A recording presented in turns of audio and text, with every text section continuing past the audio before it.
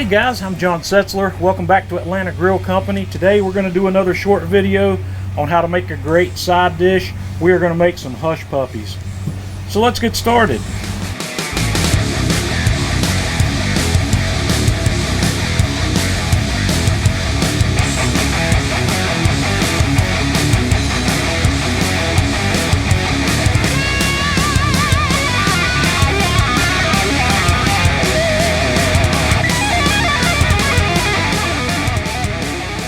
First thing I'm going to do is get my dry ingredients together. So in a mixing bowl here, I've got my flour and I've got my cornmeal.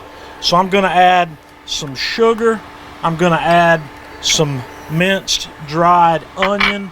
I'm going to add some salt, and I'm going to add some baking powder. And I'll give you all of these quantities in the video description. And then I'm just going to take my whisk and kind of get that fairly evenly combined. And then I'm going to get my wet ingredients together. I'm starting out with some milk, and I'm going to put 1 egg in here. And then I'm going to put about 2 tablespoons of, you can use honey. I like to use this stuff called Lyle's golden syrup, which is a cane sugar syrup, but honey works just fine. And then I'm going to take a fork and get all that mixed together, get that egg broken up, and get this combined. And then I'm going to come back to the dry ingredients and just pour the wet in there. And then I'm going to take my whisk and get this completely mixed. And then when I get that mostly mixed, I'm going to have to get in here with my hands and bring the rest of this together.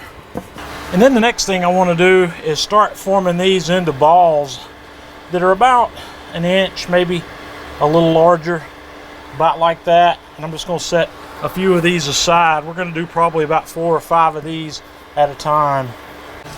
And I've got some oil preheated here to somewhere between 350 and 375. So we're just going to drop these guys in